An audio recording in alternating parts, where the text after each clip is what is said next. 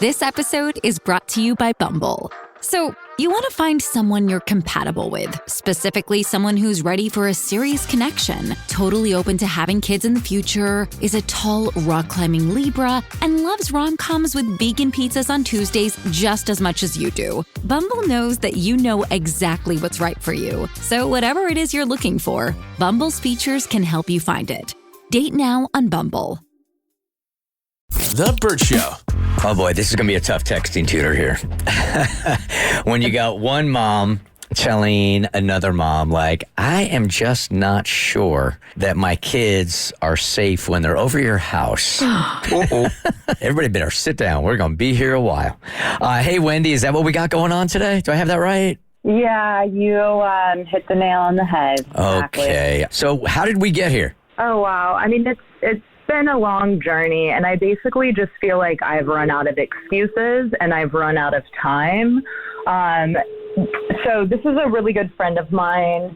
Our kids are the same age. We've been friends for years. Our friends have been kids for years. And her kids come over to my house all the time, and we'll spend the night. My kids go over there occasionally. 95% of the time I'm there. They've never spent the night. I think I've let them go over there like just a handful of times without me being there, and I had complete anxiety the whole entire time because she doesn't really supervise. You know, she lets them run around the neighborhood. I don't know. I'm just more hands-on as a parent. I'm a lot more protective than she is, and it makes me really uncomfortable how, like, hands-off, lackadaisical she is with the kids. And she keeps asking why, you know, like, why you guys need, like, she's like, my husband and I need a weekend away. Just let her take care of the kids for the weekend. Oh, you know, her kids want my kids to spend the night. And I've been able to avoid it, but seriously, it's come to the point where I feel like I need to address this, and I need to tell her without insulting her, and I have no idea how to do that because this friendship does mean a lot. All right, so once again, how old are the kids? The kids are 10 and 6. Oh, yeah, that's different. Okay. I feel like instead of insulting her, you just take the onus on this. This is a you thing, not a her thing. This has nothing to do with her parenting. This has everything to do with you being overprotective. Agreed. I mean, that's the way you do it, is you throw yourself under the bus. Even though we might agree, like, yeah, okay, she's a little too hands-off and it's not great. The way to avoid insulting her is to really blame yourself and just say, I am so hands-on, uptight about it. I just can't let it go. It doesn't sit well with my anxiety, et cetera, et cetera. Yep. Right. I mean, and she does know that about me. So I see how that would be a good angle. Wendy, people parent differently, and that's totally fine. And I mean, Cassie has come on the air and said before that if kids want to come spend the night at your house, that's fine, but you're not comfortable with your kids spending the night somewhere else. Yeah, no, and that's for different reasons too. But yeah, and some people look at that and they're like, "Why? That's insane." And I grew up having sleepovers at people's houses. Yep, that's just not how we're going to do it in my family. It seems as if she's a really inquisitive person, though, that's going to like seek details and like why you are blaming yourself. So I guess we'd have to prepare to really have reasons as to why it's her fault.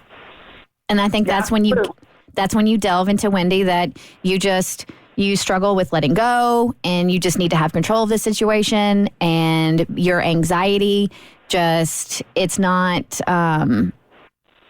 you're just not at a place yet, and it's something you're working on. You can tell, like, this is something I'm working on, but right now I'm just not in a mental state where I can do this.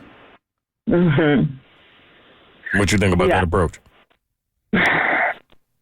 Yeah, I think that's like probably the best angle, and you know, it's the truth.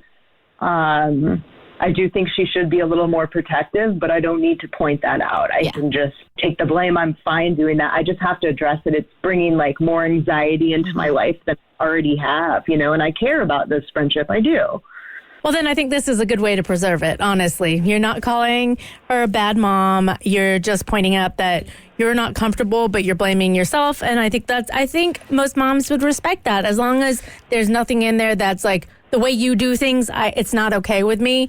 As long as we leave the word you out of it, I think we'll be good.